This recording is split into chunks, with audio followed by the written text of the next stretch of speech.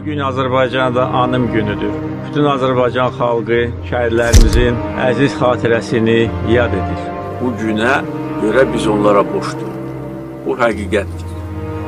Nə qədər dövlətin gücü olsa, nə qədər silahı olsa, nə qədər düzgün hərbi əməliyyatlar planlaşdırılsa da, qələbəni əldə edən əskərdir, zabitdir. O gedir.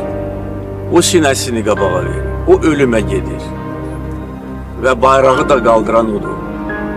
Onların qəhrəmanlığı heç vaxt silinməməlidir və silinməyəcək.